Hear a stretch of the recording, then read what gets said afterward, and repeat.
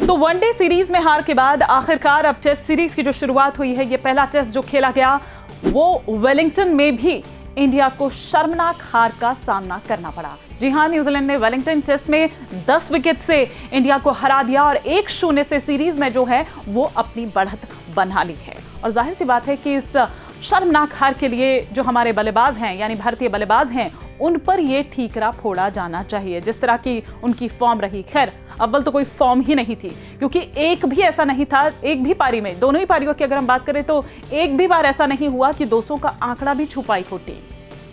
One day series में मिली शर्मनाक हार के बाद अभी भारतीय फैंस के घाव भरे भी नहीं थे कि न्यूजीलैंड ने वेलिंगटन टेस्ट में भारत को हराकर इन घावों को और गहरा कर दिया है।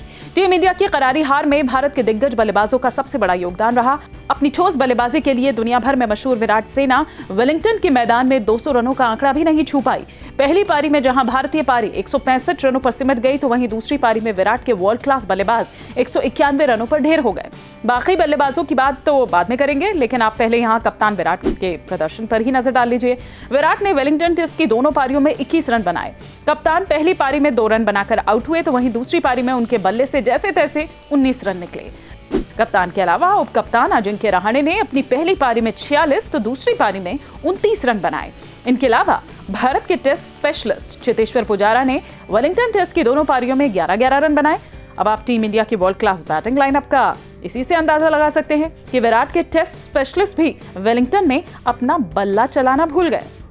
टीम इंडिया को अगर इस सीरीज में हार से बचना है तो किसी भी हालत में, किसी भी सूरत में उसे जो क्राइस्टचर्च का जो मैच अब होने वाला है उसे जीतना होगा। और आपको बता दें कि ये उसका आखिरी टेस्ट मैच होने वाला है। और जाहिर सी बात है कि जो विराट सेना है वो कोशिश उसकी ये होनी चाहिए, वो करे ना करे पर उसकी कोशिश ये पूरी होनी चाहिए कि वो किसी तरह से मैच में वापसी करे और कम से कम इस मैच को तो वो जीत ही ले। हालांकि जिस तरह की उनकी मौजूदा फॉर्म है या मौजूदा जिस तरह से परफॉर्म कर रहे हैं, उसे देखकर लगता नहीं है कि ऐसा हो पाएगा। T20 सीरीज में न्यूजीलैंड को धूल चटाने वाली टीम इंडिया का अब बहुत ही बुरा हाल हो चुका है। T20 सीरीज के बाद न्यूजीलैंड ने वनडे सीरीज में टीम इंडिया की बखिया उधेड़ कर रख दी थी। न्यूजीलैंड ने 3 मैचों की वनडे सीरीज में भारत को 3-0 से क्लीन स्वीप किया था।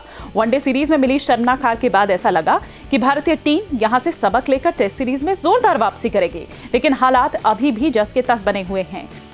वेलिंगटन टेस्ट में भारतीय बल्लेबाजों की स्थिति तो ऐसी बन चुकी थी कि न्यूजीलैंड यहां पारी के अंतर से जीत सकता था, लेकिन 2-4 खिलाड़ियों की बदौलत टीम इंडिया पर यह कलंक लगते लगते रह गया और विराट सेना न्यूजीलैंड की पहली पारी के मुकाबले 8 रन ज्यादा बना गई।